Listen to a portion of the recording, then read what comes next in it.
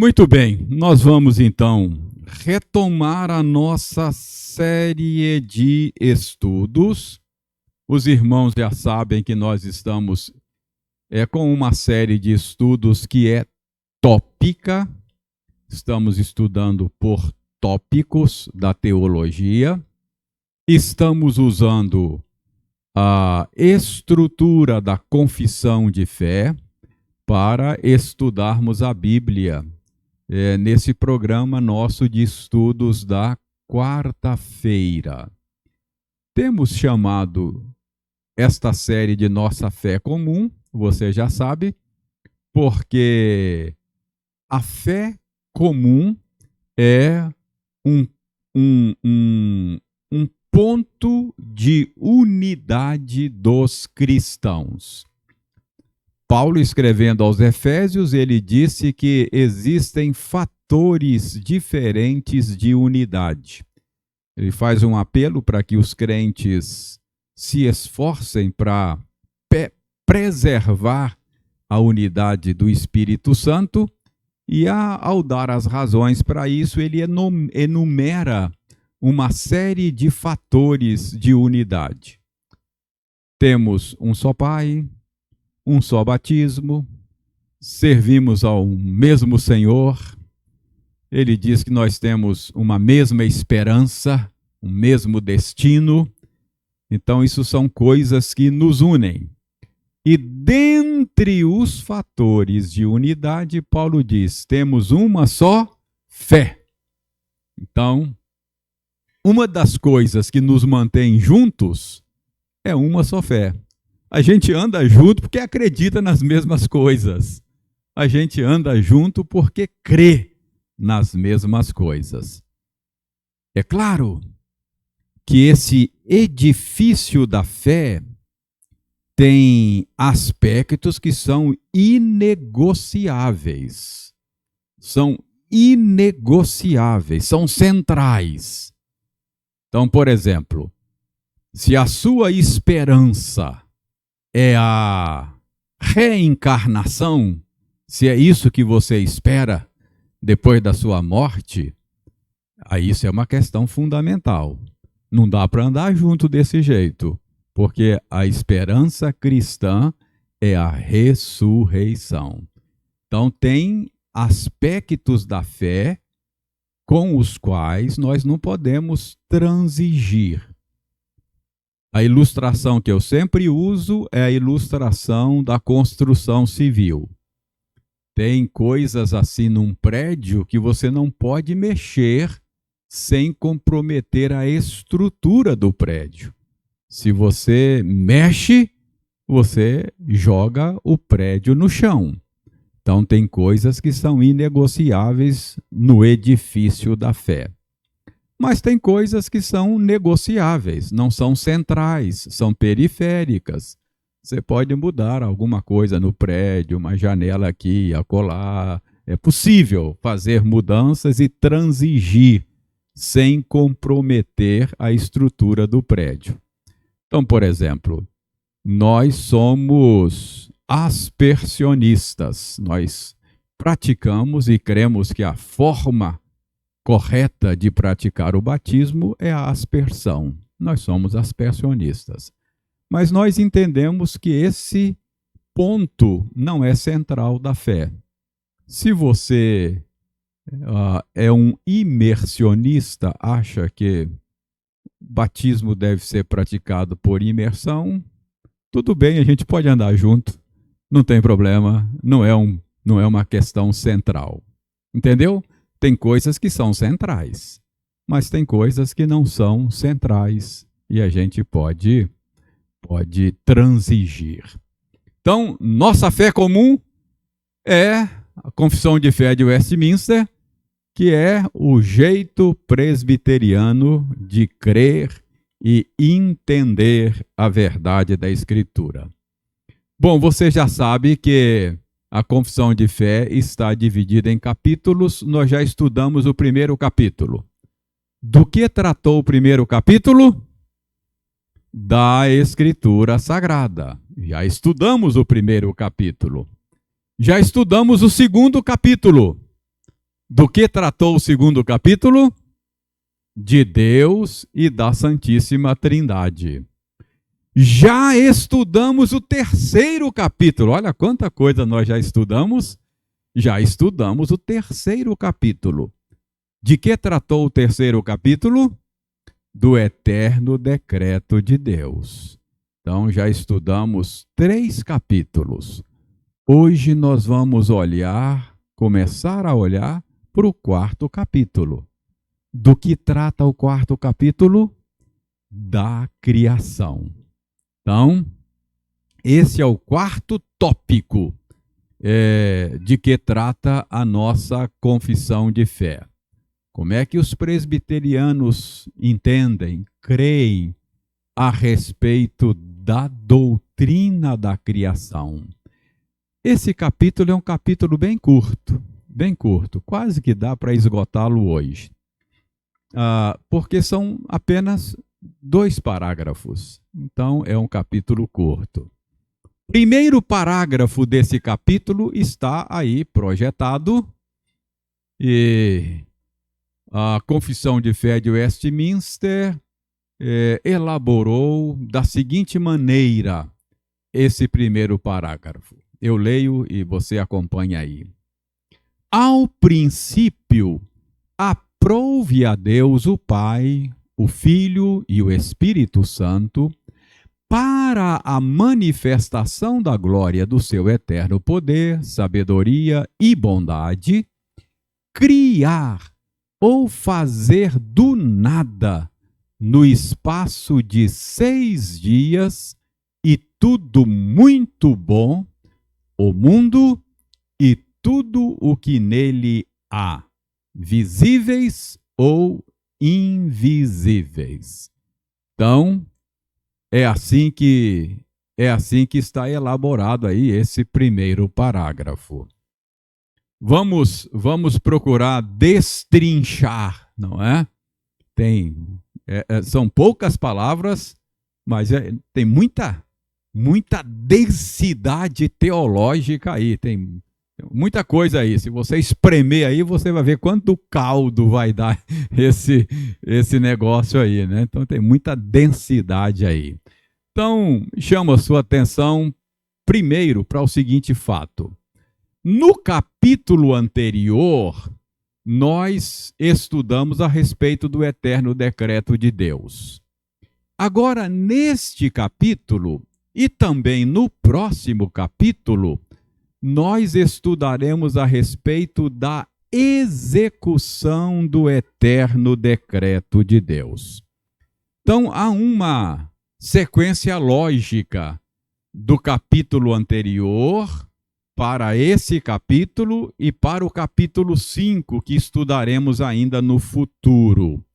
Há uma sequência lógica, porque no capítulo anterior nós estudamos e aprendemos que Deus tem um decreto, Deus tem um plano.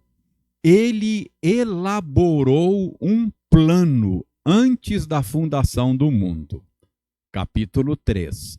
Agora o capítulo 4 e o capítulo 5 vão tratar da execução deste plano.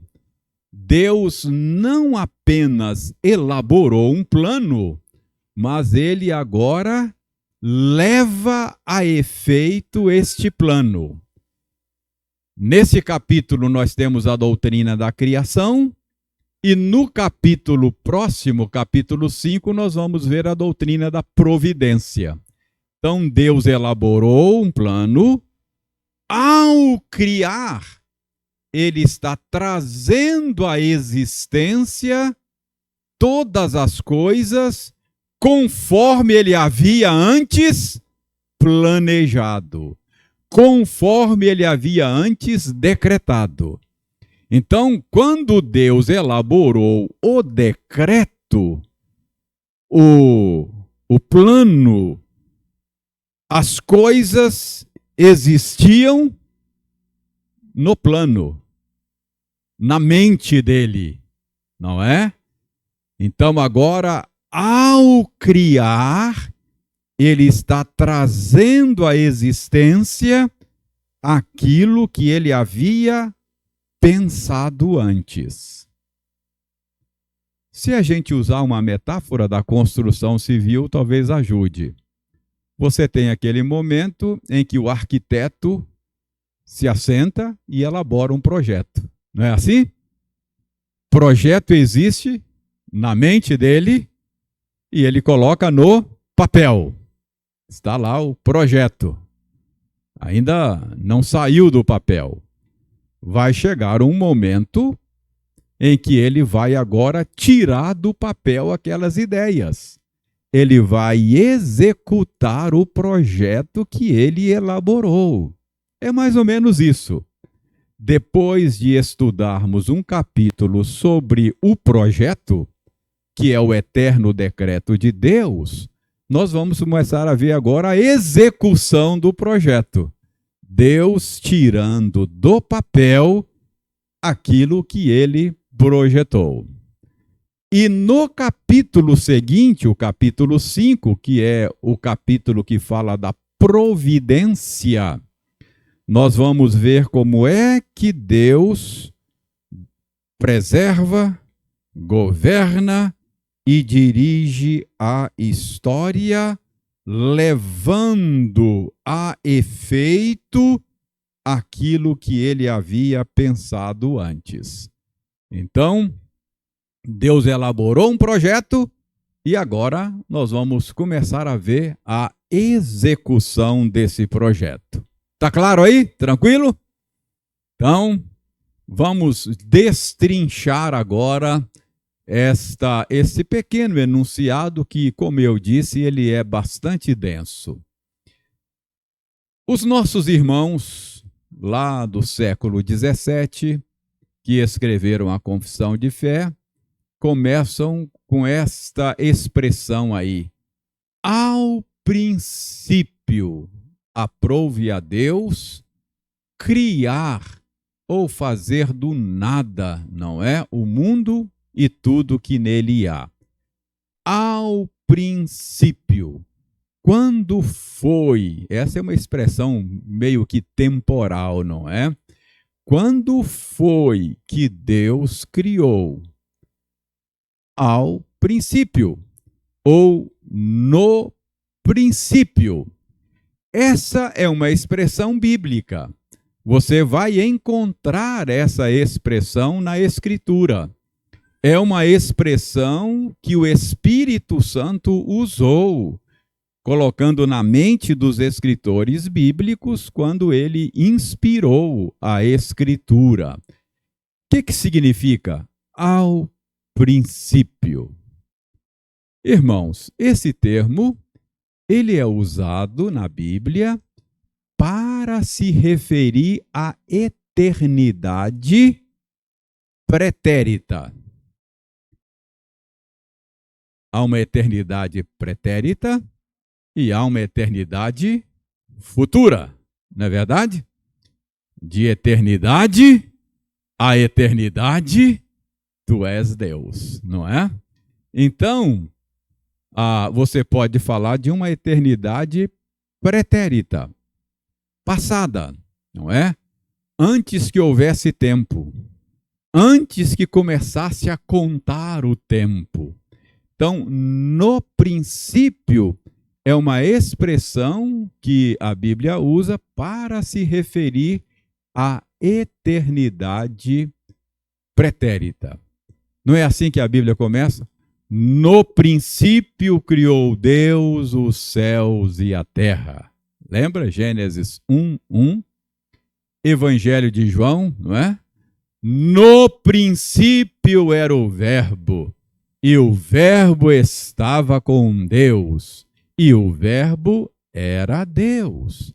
Nós temos entendido que João 1:1 revela a eternidade do Verbo, da segunda pessoa da Trindade, que encarnou-se na pessoa histórica de Jesus Cristo. Então, Ele já existia quando nada existia, nem sequer o tempo existia. Então, no princípio, aprouve a Deus trazer à existência coisas que não existiam.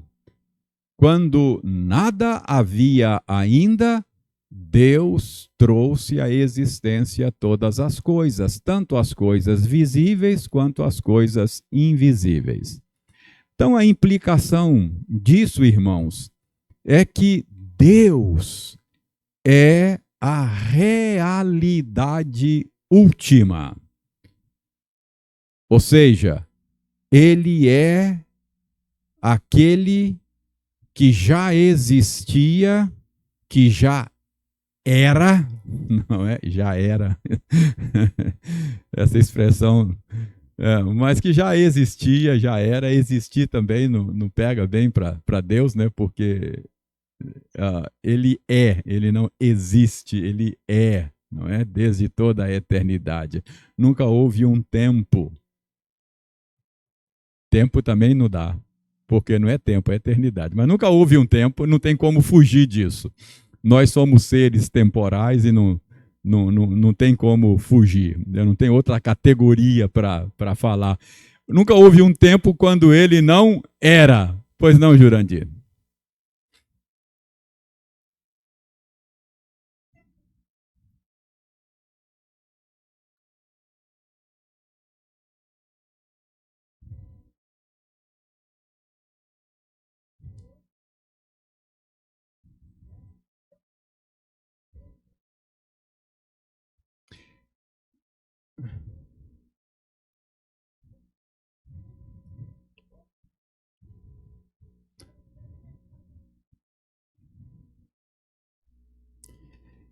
Talvez a gente pudesse pensar na expressão no princípio em relação à criação, não é? No princípio da história, no princípio da criação, não é? Então, talvez seja isso. Talvez seja princípio em relação não ao Criador, mas princípio em relação à criação. Mas o ponto é que Deus ele é a realidade última, não é? A realidade última. Agora veja bem, quem é esse Deus que é a realidade última?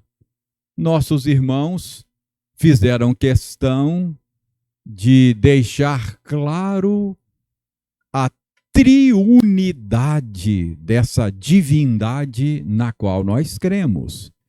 Essa divindade não é uma divindade qualquer.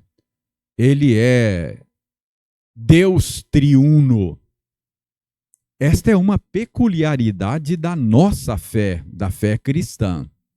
Se você não crê num Deus triuno, não dá para andar juntos, não é? Por exemplo, o islamismo, ele é monoteísta como nós. Os muçulmanos creem, são criacionistas como nós. Por que a gente não anda junto com eles, não é? Não tem uma só fé com eles. Esta é a peculiaridade, é que o Deus no qual nós cremos, ele é triuno. Isto é que faz do cristianismo uma fé distinta das outras, mesmo que sejam monoteístas como nós. O judaísmo é uma fé monoteísta, como a nossa, mas não dá para andar junto, não tem uma só fé conosco, porque a nossa fé é uma fé trinitária. Então, quem é esse Deus, criador de todas as coisas? Ele é Deus Pai, ele é Deus Filho e ele é Deus Espírito Santo, não é? Irmãos, eu disse no início que nós estamos usando a estrutura da confissão de fé para estudar a Bíblia. Nós estamos estudando a Bíblia. A confissão de fé é apenas um auxílio para nós nesse programa de estudos. A pergunta é: a Bíblia ensina essas coisas? Já vimos que a expressão no princípio é uma expressão bíblica. Então, nossos irmãos estão só reverberando ali o que a Bíblia diz. E a Bíblia diz claramente que a criação é obra do Deus Trino. Nós temos a tendência, talvez até a Bíblia, talvez enfatize mais a pessoa do Deus Pai. Enfatize mais a obra criadora como uma obra da primeira pessoa da Trindade. Mas nós, se percebermos atentamente, vamos ver que o ensino bíblico atribui não só ao Deus Pai a obra da criação, mas atribui também ao Deus Filho e ao Deus Espírito Santo.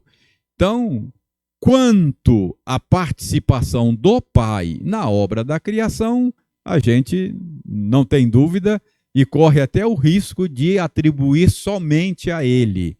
Mas dê uma olhada em Hebreus capítulo 1, verso 2. Alguém que ache essa passagem, leia em alto e bom som, para vocês verem como é que a Bíblia atribui também às outras pessoas da Trindade a obra da criação.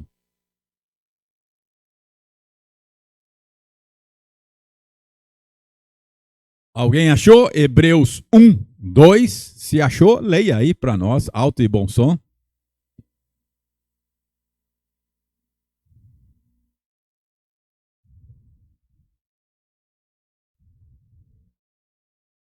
Olha só, Wills Lane, Laninha, olha só.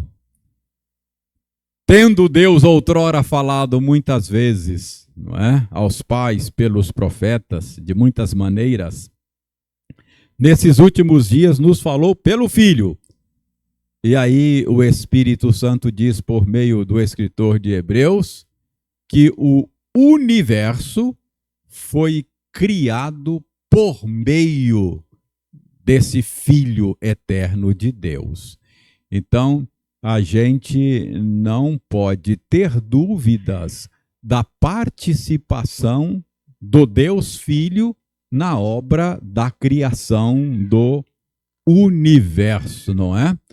João também menciona isto de maneira indubitável. João 1, 2 e 3. Fica muito clara a participação do Deus Filho na obra da criação.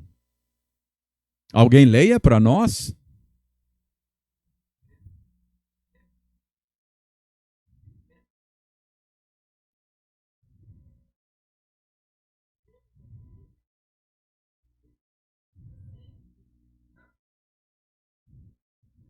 Muito bem, então preste bem atenção no que o Lucas leu. Que o Filho é Deus, juntamente com o Pai, da mesma natureza dele, eterno como ele, porque estava desde o princípio com ele, e por estar com ele, significa que ele é distinto dele, do Pai. Então, embora seja a mesma divindade, a mesma natureza divina, é uma pessoa distinta. Mas o que nos interessa neste momento é a revelação que o Espírito Santo faz nessa passagem, de que todas as coisas foram criadas por intermédio do Filho. E diz mais, sem o Filho, nada do que foi feito se fez. Então, o Deus que criou todas as coisas é o Deus Trino, o Filho participa desta obra, não há dúvida. Gênesis, capítulo 1, verso 2.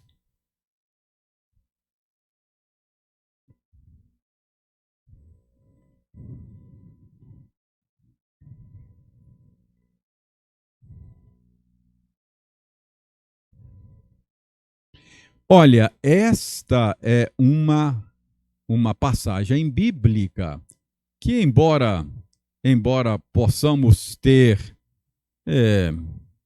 dificuldade de entender exatamente como é esse pairar, o que ele estava fazendo no princípio aí, mas o fato é que a Bíblia narra, sem dúvidas, a participação da terceira pessoa da Trindade na obra criadora.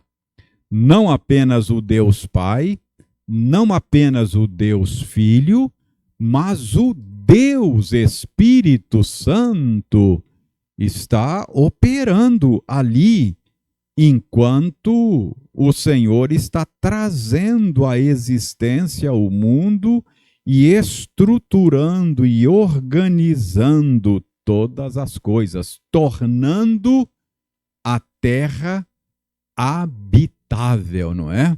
Parece que houve um início caótico e que o Senhor foi, então, colocando ordem, fazendo separação entre parte seca, água e tornando habitável, preparando o cenário para colocar aqui a sua imagem e começar a execução do seu plano eterno. Não é?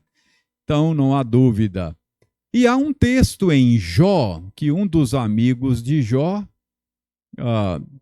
fazendo lá a sua argumentação, faz uma afirmação interessante. Jó 33, verso 4.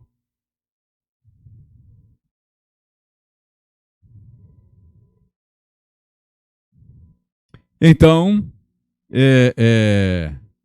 um dos amigos de Jó faz essa afirmação que sugere a participação da terceira pessoa da Trindade na obra criadora. Então, essa é um outro aspecto importante desta maneira como a Confissão de Fé de Westminster articula a crença nossa na doutrina da criação. Então, o Deus Trino trouxe à existência todas as coisas. Então, quando? No princípio. Quem? Deus, que é triuno, realizou essa obra. Pois não, presbítero Abel?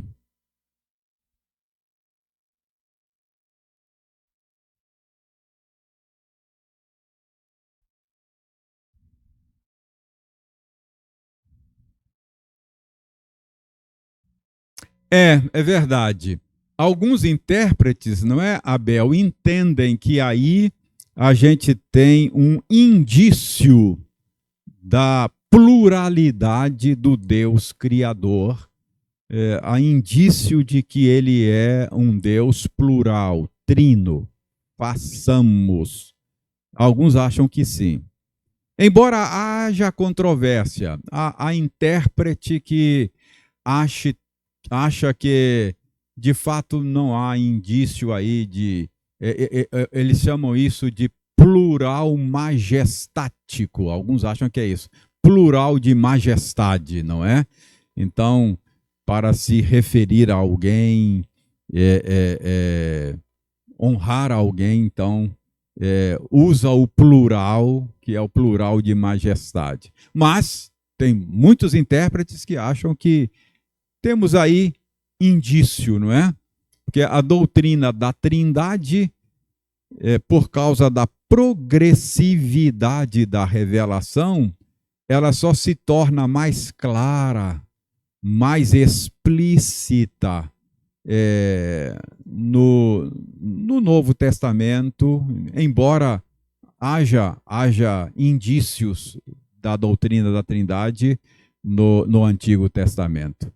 Mas, boa observação, esse plural aí pode ser uma indicação da pluralidade do Deus Criador.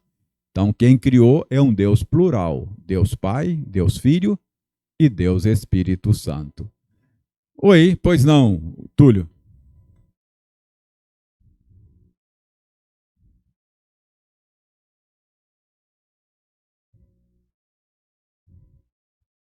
Tem a ver, não é? Provérbios, o que o Túlio está lembrando é que Provérbios fala da sabedoria de maneira personificada, como se fosse uma pessoa. A própria sabedoria dizendo, não é? Que ela estava lá presente quando as coisas foram criadas e que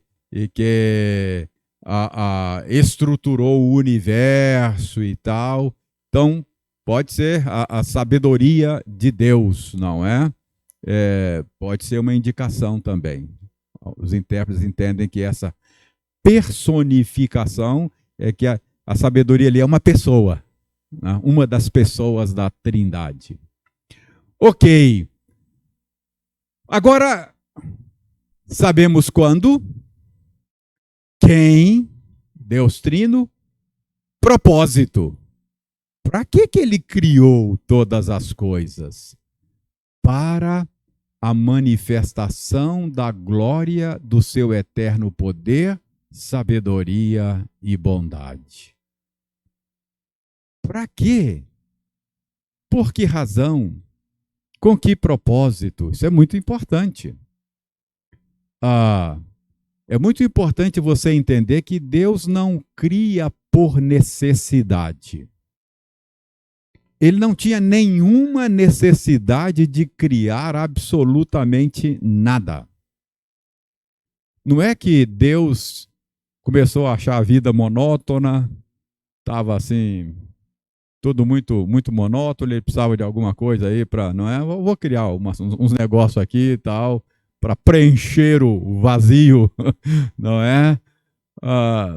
Não foi nem a necessidade de relacionamento. Não é que ele criou seres para que ele pudesse satisfazer a sua necessidade de relacionamento.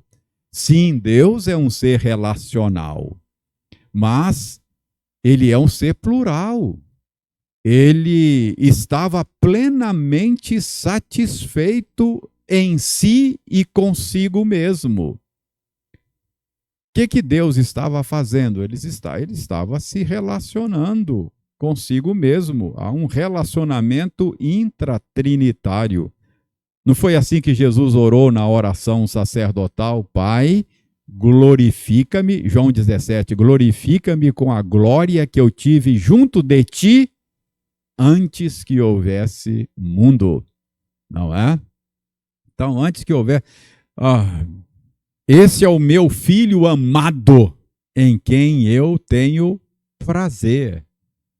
O que o Pai estava fazendo por toda a eternidade? Amando o Filho, tendo prazer nele. Então, o ser de Deus não é um ser estático, não é? Ele é um ser dinâmico, é um fluxo eterno de amor e prazer. O ser de Deus é um fluxo eterno de amor e prazer. Preste bem atenção. As religiões monoteístas que eu citei ainda há pouco, como o Islã, é difícil explicar que a divindade deles é amor, não é? Porque Deus é amor por ser trino, não é? Deus sempre foi amor. O amor é eterno. Nunca houve um tempo quando o amor não existisse. Então, Deus é... Há um termo que técnico, né?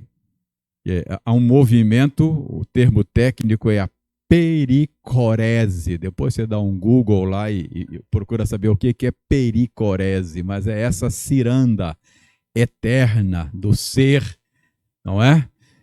Então, em Cristo, isso é muito interessante, quando você é unido a Cristo, você é trazido para dentro desse fluxo de amor e prazer.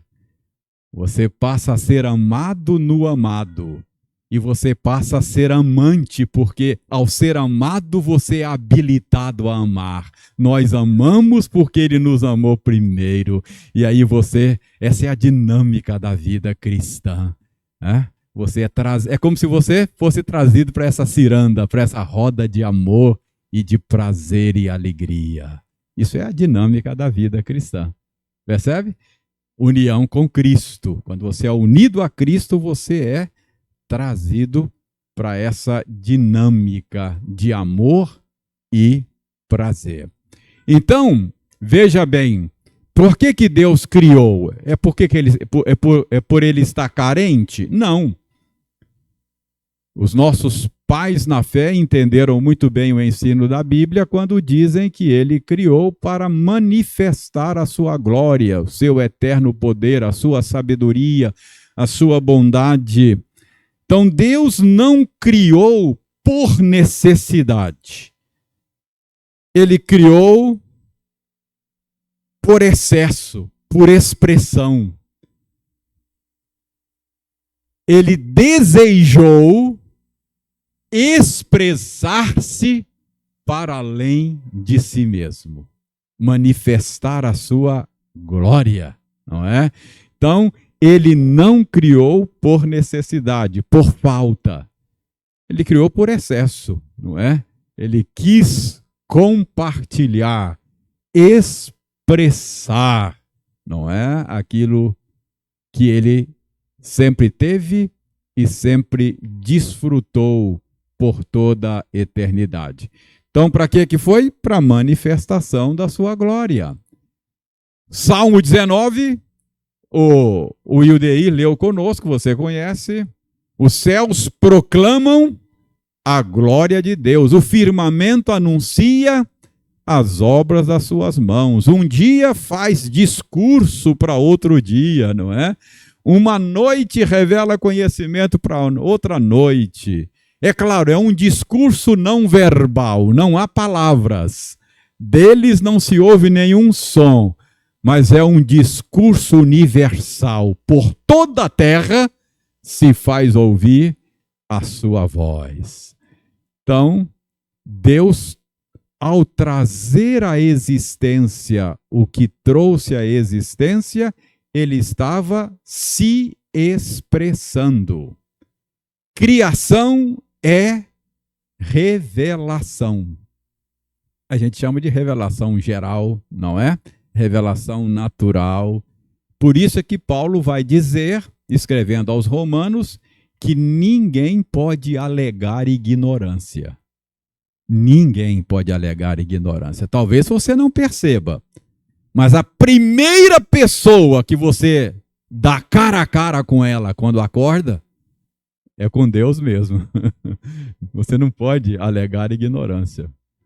Toda a terra está cheia da bondade do Senhor. Para onde você olha, volve os olhos.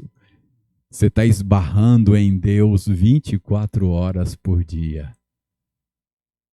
Você não pode alegar ignorância. Se você não o adora e se você não o agradece, vai ter que um dia que prestar contas a ele. E não pode dizer, olha, eu não sabia.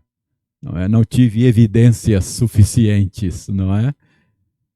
Então, a criação veio à existência para revelar Deus. Romanos 1:20. Romanos 1:20. Por que é que os homens são indesculpáveis? Paulo vai dizer aí em Romanos 1:20. Alguém leia em alto e bom som?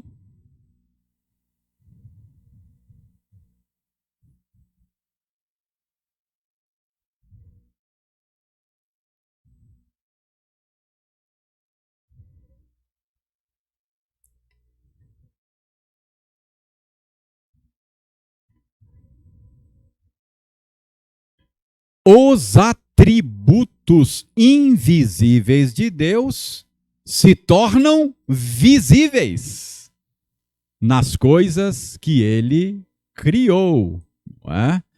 A sua divindade, o seu poder, a sua sabedoria, todas estas qualidades e esses atributos estão aí como se Deus, ao criar todas as coisas, tivesse deixado as suas impressões digitais nas coisas que ele criou. Então, as impressões digitais estão aí, não é? As pistas a respeito de um Criador e a respeito de quem ele é.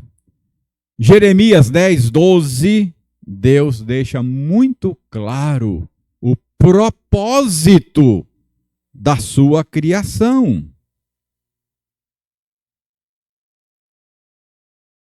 Jeremias 10:12.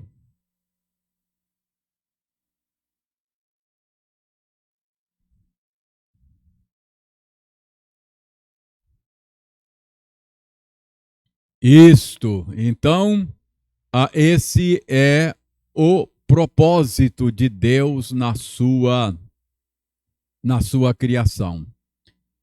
Então, irmãos, veja bem.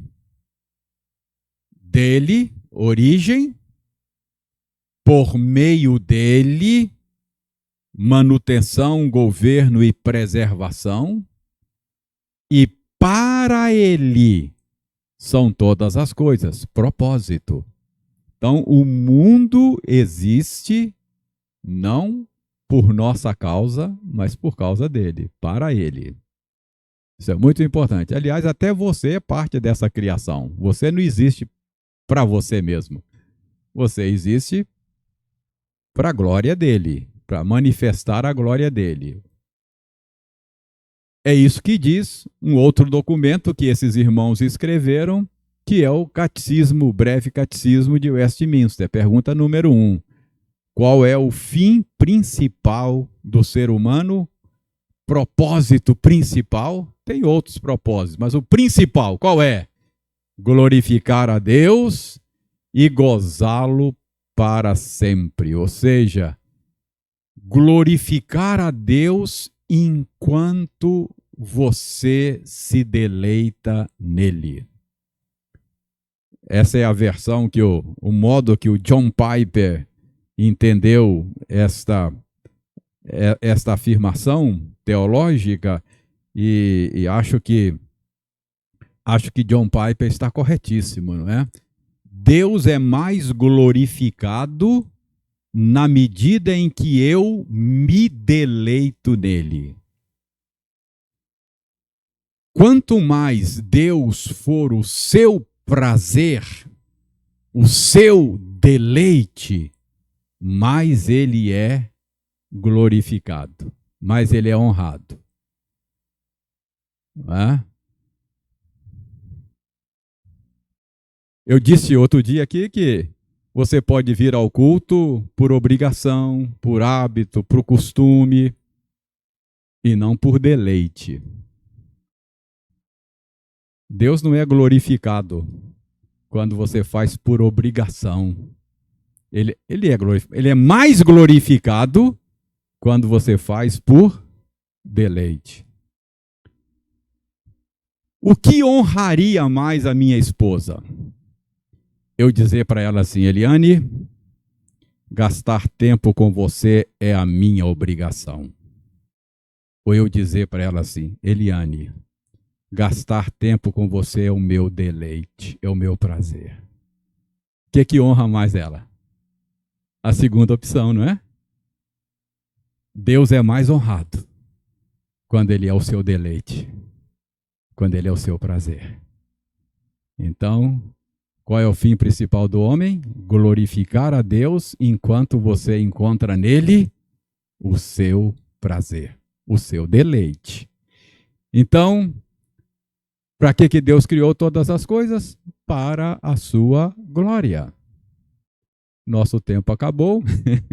Ao criar todas as coisas, conforme havia decretado, Deus estava preparando o cenário para o desenrolar da história, por meio da qual ele manifestaria a sua glória.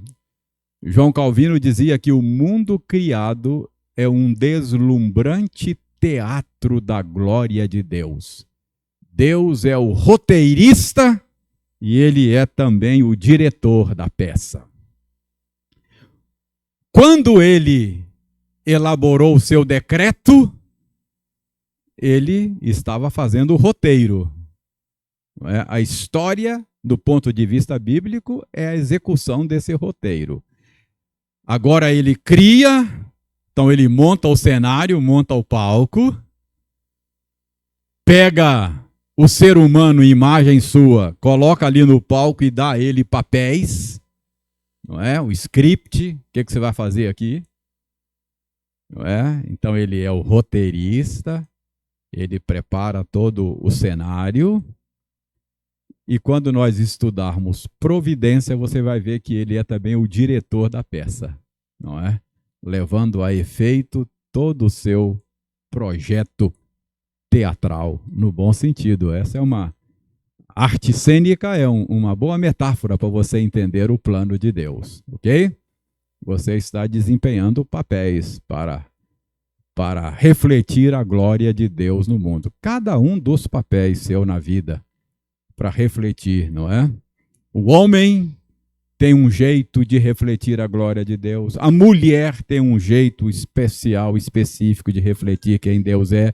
Então, cada um desses papéis está refletindo a glória de Deus no mundo, ok? Muito bem, 8h30, o nosso tempo esgotou. Alguma pergunta, alguma colocação até agora? Estamos vendo a doutrina da criação, que é o capítulo 4.